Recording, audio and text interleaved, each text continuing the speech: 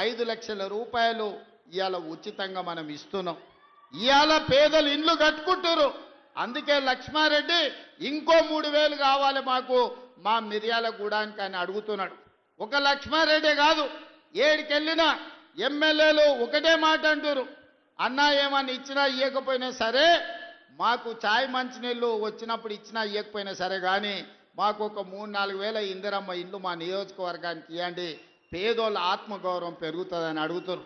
అందుకే మిర్యాలగూడ వేదిక మీద నుంచి చెప్తున్నా, ఏప్రిల్లో నూతన బడ్జెట్లో మళ్ళీ లక్షలాది ఇండ్లు తెలంగాణ రాష్ట్రంలో పేదలకు ఇచ్చి పేదల ఆత్మగౌరవం పెంచే బాధ్యత ఇవాళ కాంగ్రెస్ పార్టీ తీసుకుంటుంది. సాగునీటి ప్రాజెక్టుల గురించి, లిఫ్టుల గురించి ఉత్తమ్ కుమార్ రెడ్డి గారు చెప్పారు. ఇవాళ మీరు ఆలోచన చేయండి.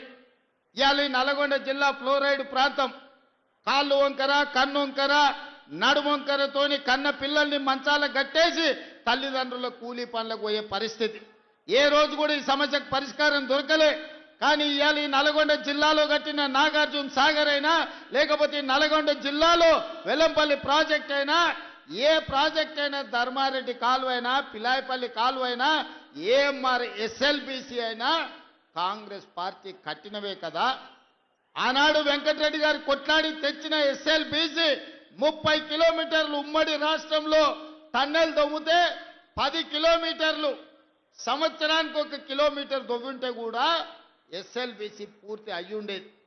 3,60,000 ఎకరాలకు గ్రావిటీ ద్వారా నీళ్లు వచ్చేది. ప్రతి సంవత్సరం 500-600 కోట్ల రూపాయలు లిఫ్టుల, కరెంటులకు పైసలు మిగిలేది. కానీ నల్లగొండ జిల్లా మీద కోపంతోని, కసితోని, కడుపులో విషం పెట్టుకొని ఎస్ఎల్బిసిని పడావు పెడితే ఈ రోజు విషపు నీళ్లు నల్గొండ జిల్లా ప్రజలు తాగాల్సిన పరిస్థితి. దీనికి కారణం బీఆర్ఎస్ నాయకులు కాదా అని నేను అడుగుతున్నా. అందుకే అధికారంలోకి వచ్చినెంబడే ఎంకన్నా నీ కళ, నువ్వు ఆనాడు రాజశేఖర రెడ్డి గారితో కొట్లాడి తెచ్చిన ఎస్ఎల్బిసిని 2 ఏళ్లలో పూర్తి చేద్దాం, పనులు మొదలు పెట్టని చెప్పి ఉత్తమ్ కుమార్ రెడ్డి గారిని, వెంకటరెడ్డి గారిని, నల్గొండ జిల్లా నాయకులతో మాట్లాడి ఎస్ఎల్బిసి టన్నెల్ పూర్తి చేయడానికి ముందుకెళ్ళాం. అనుకోని ప్రమాదం జరిగింది. 10 ఏళ్ళు పని ఆగిపోవడంతో పనులు చేస్తుంటే ప్రమాదం జరిగి 8 మంది చచ్చిపోయారు.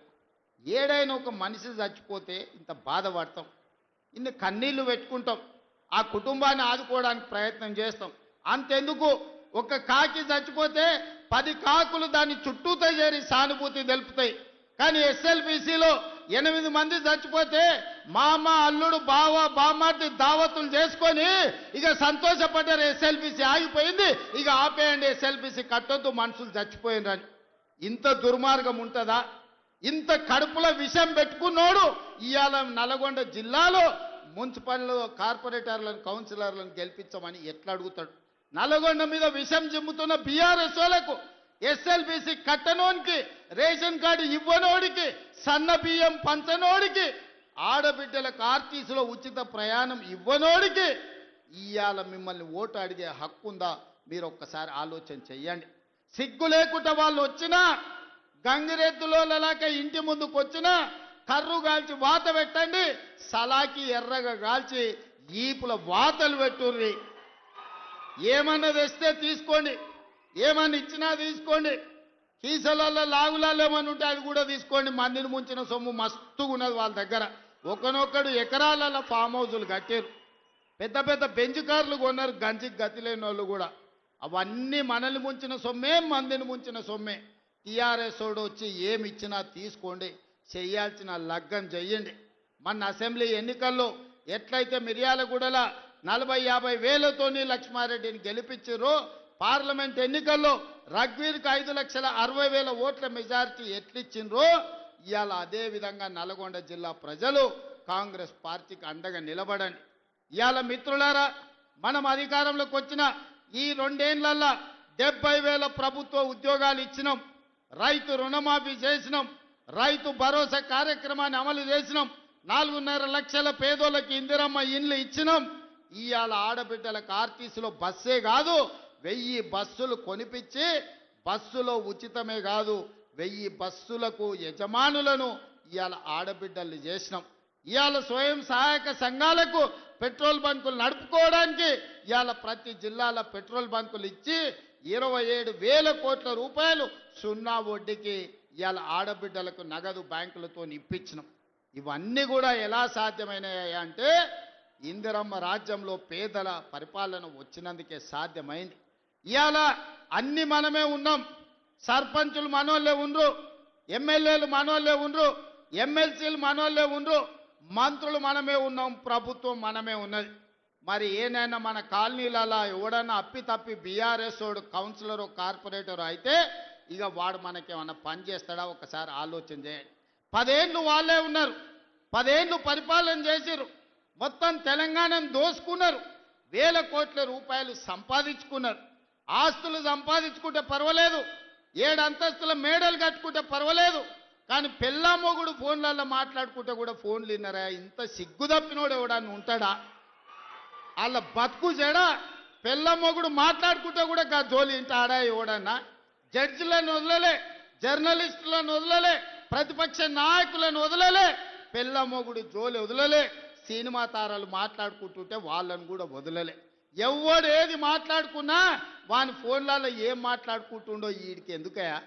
వీడేమన్నా మనిషేనా? అసలు మానవ జన్మ ఎత్తడానికి అర్హత ఉందా? మంది ఫోన్లు తినేటోడు అసలు మనిషా? అన్నం తినేటోడు ఎవడన్నా పెళ్ళ మొగుడు మాట్లాడుకునేది వింటారా? అట్లాంటి సన్నాసులకు మన పోలీసు వాళ్ళు నోటీస్ ఇచ్చారు. మా జాతిపితకు నోటీస్ ఇస్తారని. ఎవరికిరా నువ్వు జాతిపితవు? ఎవడు నీ జాతి? వినోద్రావు నీ జాత? ఎర్రబల్లి దయాకరావు నీ జాత? కుక్కడపల్లి కృష్ణారావు గారు నీ జాత? లేకపోతే తన్నీరు హరీష్ రావు గారు నీ జాత? నీ జాతికి పిత ఉండొచ్చు, మాకు మా నల్గొండకో లేకపోతే మా పాలమూరుకు నీ జాతితో ఏం పని? నీ జాతి ఏంది? నీ నీతి ఏంది? నీలాంటోడు జాతి పితయి పెళ్ళ మొగుడు జోలి పెట్టుకుంటే కూడా ఫోన్ లేని సన్నాసి నువ్వు జాతి పితవంటే ఎవడన్నా ఉంటే ఆత్మహత్య చేసుకుంటాడు, బాయిలో దుంకి చచ్చిపోతారు. సిగ్గుతోని తల వంచుకోవాలి. ఇట్లాంటి ఘోరమైన క్రూరమైన నేరాలు చేస్తే పోలీసు వాళ్ళు పట్టుకొచ్చినట్టు వానికి ముఖానికి ముసుగు తొడిగి కండ్ల కాడికి ఇట్లా పొక్కలు పెట్టి పట్టుకొస్తారు. ఆయన ముఖం మందికి చూపియొద్దాడు. మన పోలీసు వాళ్ళు పిలిచినప్పుడు హరీష్ రావును కేటీఆర్ని అందరినీ ముఖానికి ముసుగు తొడిగి పట్టుకొచ్చేది ఉండే, లేకపోతే ముఖానికి మసి ఊసి పట్టుకొచ్చి పోలీసుల ముందర పెట్టేది ఉండే. పోలీసు వాళ్ళు మంచోళ్ళు కాబట్టి ఏమనలేదు. మా జాతిపితకు నోటీస్ ఇస్తావా? మా జాతిపితకు నోటీస్ ఇస్తే తెలంగాణ సమాజానికి అందించినట్టే అంటాడు. అట్లనే అనుకుందాం. వీళ్ళ మీకు నోటీస్ ఇస్తే తెలంగాణ సమాజానికి ఇచ్చినట్టే అంటున్నావు కదా. మరి నీ జన్వాడలో ఉన్న ఫామ్ హౌస్ మా తెలంగాణ ప్రజలదా? నీకు నోటీస్ ఇస్తే మరి తెలంగాణ అందరికి ఇచ్చినట్టయితే నీకున్న ఎర్రవల్లి ఫామ్ హౌస్ తెలంగాణ సమాజం అందరికి ఇస్తావా? జన్వాడలో నీకున్న ఫామ్ హౌస్ అందరికి ఇస్తావా? మొయినాబాద్లో హరీష్ రావుకున్న ఫామ్ హౌస్లో అందరినీ రాణిస్తావా? మీ టీవీలు మీ పేపర్లు మాకు ఇస్తావా? 1,000 కోట్ల రూపాయలు తెలంగాణను కొల్లగొట్టిన దాంట్లో తెలంగాణ నిరుద్యోగులకేమని ఇస్తావా? ఎమ్మెల్యేలు, ఎమ్మెల్సీలు, రాజ్యసభలు, లోక్సభలు, మంత్రులు, ముఖ్యమంత్రి అన్ని మీరే తీసుకున్నావు. తెలంగాణ సమాజానికి ఇచ్చినవా? ఒక్క శ్రీకాంతాచారి తెలంగాణ కోసం ప్రాణత్యాగం చేస్తే శంకరమ్మ ఎక్కడుందో కూడా తెలియదు వాళ్ళ తల్లికి. కనీసం మొట్టమొదట తెలంగాణ కోసం ప్రాణత్యాగం చేసుకున్న శ్రీకాంతాచారి తల్లి కూడా చిన్న బాధ్యత ఇవ్వకపోతివే. జాతిపిత అంటే ఎవరయ్యా అంటే తెలంగాణ కోసం సర్వం త్యాగం చేసిన ప్రొఫెసర్ జయశంకర్ జాతిపిత అవుతాడు. లేకపోతే ఆంధ్రప్రదేశ్లో పార్టీ చచ్చిపోయినా, తెలంగాణలో అధికారం కోల్పోయినా, కేంద్రంలో ప్రభుత్వం పోయినా పర్వాలేదు అని తెలంగాణ రాష్ట్రం ఇచ్చిన సోనియమ్మ తెలంగాణ తల్లి అయితే తప్ప నీలాంటి దోపిడీదారుడు, దొంగ, లుచ్చ నువ్వెట్లా జాతిపితమవుతావని నేను అడగదలుచుకున్న. మిర్యాలగూడ నుంచి సిగ్గులేని మాటలు మాట్లాడతారు. ఇవాళ చేసిన తప్పులకు తల వంచుకొని ముక్కు నేలకు రాయాలి. తెలంగాణ సమాజం ముందల తెలంగాణ సమాజాన్ని క్షమాపణ అడగాలే తప్ప ఇవాళ ఇంకా సిగ్గులేని మాటలు మాట్లాడుకుంటా బీఆర్ఎస్ వాళ్ళు తిరుగుతారు. ఇక ఈడ కూడా మీ దగ్గర ఒక ఆయన ఉన్నాడు, నక్క చిత్తుల భాస్కర్ రావు అని.